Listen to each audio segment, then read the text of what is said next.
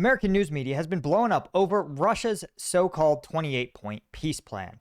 But what is the Russian media reaction? Well, it's a lot different than you might think. I'm Paul, U.S. Army combat veteran. Let's get into it. But first, I want to mention that we have partnered with Ukraine Aid Operations to help units in their time of need. So if you're interested in aiding the Ukrainian elite units, including their 73rd Naval Special Operations Brigade, Lyut, 7th Rapid Response Corps, 3rd Assault Brigade, and more, get not just the gear they need today, but assist their R&D labs with producing and scaling up advanced ground drones. We have 15 drones that are ready for prime time, but they just need our assistance to help get them across the finish line. So if you want to help us out, right, they've got plenty of rewards for you guys, patches from the units, signed flags. It's a US 501c3, and the link is in the description. So definitely give it a link. Help out these units that need our help more than ever. Okay, so this is TASS. TASS, by the way, guys, for those of you that don't know, is the Russian official state media agency. Okay, so this is useful not because it contains things that are necessarily true, but because this reflects the current perception or media push by the Russian Federation. And this is interesting because it sort of can tell us which countries Russia views as being on the outs and who it views as being supportive allies. And as you can imagine, they have been largely pro-Trump and largely anti-Europe, anti-Western Europe. But the details, I think, are really interesting. So first, I want to take a look at the whole page in general here. You can see that the top article is Macron rejects proposal to reinstate G8 format with Russia. So what this is a reference to is this one of the points in this 28-point peace plan, which, bear in mind, guys, Europe was not consulted in any way. No European country was brought in on this plan. So the fact that it had conditions such as the reinstatement of Russia to the G8 is, well, we'll generously call it problematic. So the French president noted that conditions for Russia's return to the G8 are, quote, not in place, right? Obviously, because when you invade your neighbor, which Russia did in 2014, they said, listen, you don't have a place in the G8 family of nations. It literally became the group of seven. Now, TASS is spinning this, stating that, quoting Macron saying, today conditions for Russia's return to the G8 are not in place. Apart from that, this format requires consensus from all its participants. So if you wanted to bring Russia back into the G8, i.e. stop having the G7 and turn it into G8, well, all G8s have to show up, obviously, because if, well, one of the G8s no-shows, then it's just the G7, right? So he said, France is not going to tell others what they should do. So right there, you have a key point in this 28-point peace plan in which every European country in the current G7 has to agree to bring Russia back. Well, obviously, Russia doesn't have any interest, or rather these European countries definitely don't have any interest in endorsing this Russian re-entry to the global economy. And so, barring some kind of major change, you're just going to have to, the Europeans are going to have to get either brought on board, right? Which, boy, if you want to piss off a country, try making a deal that their country's going to do without telling them. Imagine if Trump found out the Chinese had promised that the U.S. military would be intervening in Burma. We'd laugh at them. Well, that's sort of what the Europeans are doing to the United States. Now, it's fascinating, though. What did we learn about Russia from that? Well, the answer is that Russia views re-entering the G8 as being really, really important to them. It's really important that Russia... See, Putin's overall mindset is that he views Russia as a fractionalized state. He views that the collapse of the Soviet Union, the failure of imperial Russia 100 years ago, that Russia naturally should be a hegemonic power, that Moscow should be, and the Russian people should be the heart of a sort of Austro-Hungarian empire that encompasses a bunch of these people that want to be independent but shouldn't be. For example, again, Ukrainians, Estonians, Lithuanians, even Poles. All of those he thinks should be under this Russian empire. And that the Russian empire should be regarded as a geopolitical superpower. So you cannot be a geopolitical superpower and not be a member of the G8, right? And so clearly, this is really important. You can also see that the current members are Canada, France, Germany, Italy, Japan, the UK, and the United States. This represents something like, 80%, or I'd say about 50 to 60% of global GDP.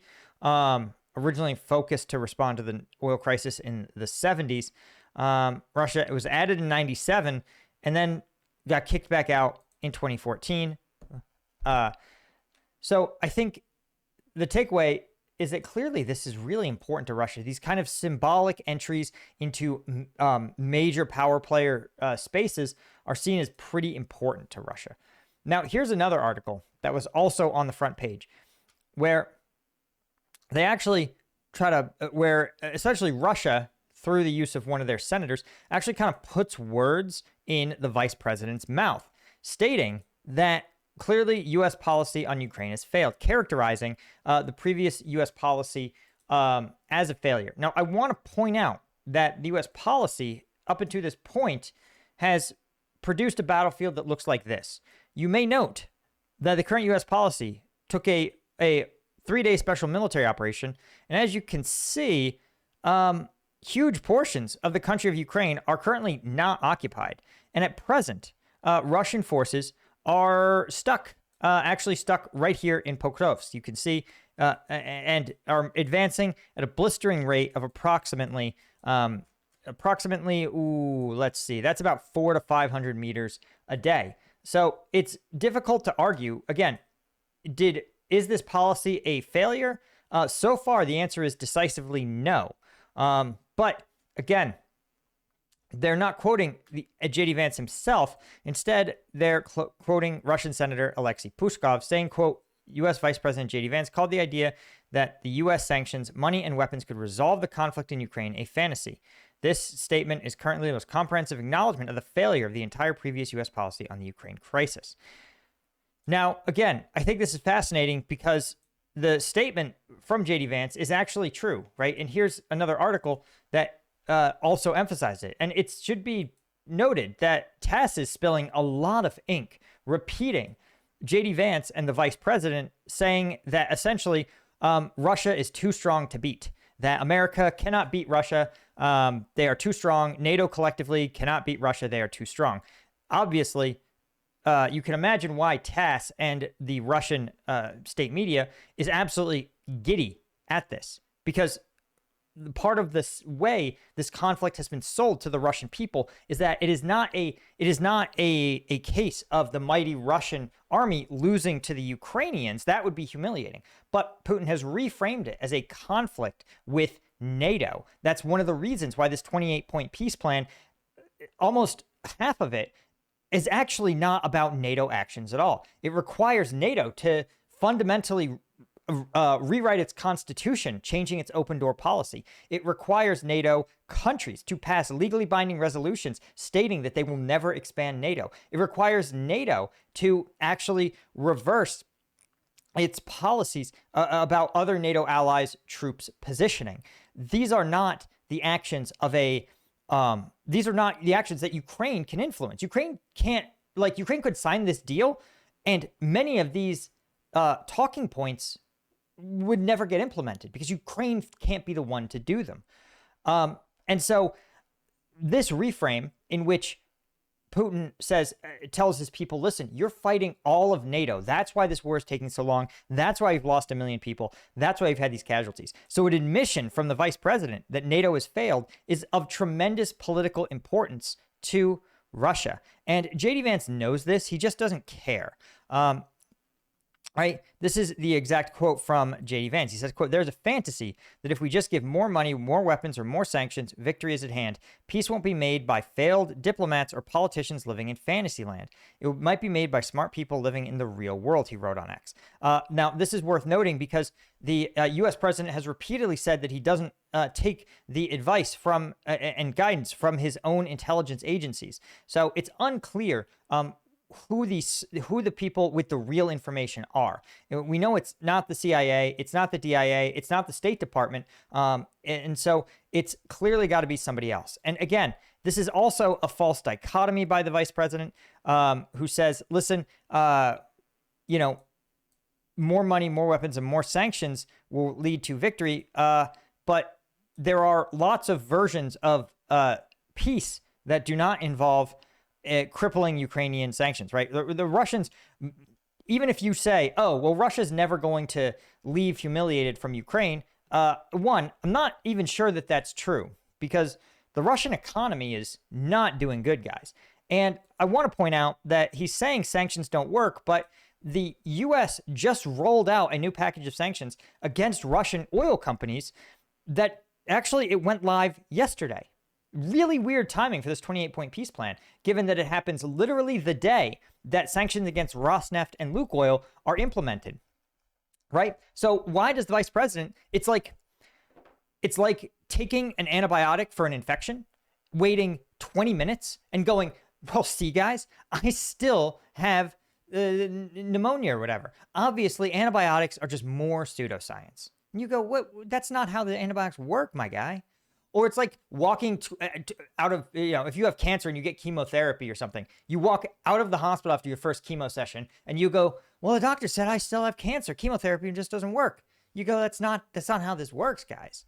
So this whole thing is just absolute JD Vance, test the guy for alcohol, give the guy a drug test, because you've got to know that this is absolutely how this happens. Right. And peace won't be made by failed diplomats, which is ironic because Steve Witkoff is a failed diplomat, or politicians living in Fantasyland. Again, by the way, I want to point out that literally 6 weeks ago, Donald Trump was tweeting that Ukraine could absolutely retake all of its territory from Russia. But again, why would you not want your ally to achieve the greatest peace possible? And weakening Ukraine's position has not done that, right? According to Vance, quote, and this is from TASS, every criticism of the peace framework the administration is working on either misunderstands the framework or misstates a critical reality on the ground. Again, just Russia just absolutely salivating over these tweets. Any proposals must be acceptable to both Russia and Ukraine, but we just said that this is not acceptable to Ukraine, and minimize chances of renewed hostilities, which this absolutely doesn't. So really a fascinating decision by TASS to just quote the vice president so extensively. Now, what's also interesting is, according to some reports, Vladimir Putin himself was way less enthused about this plan. In fact, as the evening of November 21st, by the way, just as those sanctions against Lukoil and Rosneft were implemented, he said, quote, Russia is ready to show flexibility regarding a peace settlement, but also he's satisfied with the dynamics of the special military operation, right? Which is, of course, he's saying that I'm ready to flex around with a peace deal, but I'm also happy to keep fighting, right? And he's described the peace plan as, quote, upgraded since the Alaska summit, which means that that not only did the Alaska summit not get Russia to make concessions, but in fact, Russia has hardened its stance since the Alaska summit, right? And he said Washington asked Moscow to be flexible with Kiev, but again, it's just absolutely even Putin, who you would expect to endorse this kind of full-throatedly, is being pretty cagey. And this is part of the negotiating dynamics that I think is really also worth pointing out, is that President Trump is out here saying, hey, he told Ukraine publicly, this is the best deal you're going to get. If you don't take this deal, it's only going to get worse. Well, guys, if you're Vladimir Putin and you just spent 1 million troops on something, and the person on the other side of the table says, man, if we don't get this done, Russia's going to have an even better set of terms. Well, then Vladimir Putin's going to go, oh, so if I wait, things get better for me? He goes, well, great. Let's keep waiting. It would be absurd, right? It's the art of the deal if you're a dementia patient, okay? It's the art of the deal if you cannot conceive of someone else's position, right? It's a total farce. It's absurd. And Russia is clearly eating that shit up, especially from the vice president, who, again, the irony of JD Vance criticizing failed diplomats or whatever, criticizing his own State Department, is really brilliant shit. Anyway, guys, thanks so much. Thanks to Sergei Zinchenko, Thomas Anderson, William Alexenko, Georgiev, AL90, and all of our Lieutenant tier members. I appreciate you so much, and I'll see you guys in the next one. Cheers.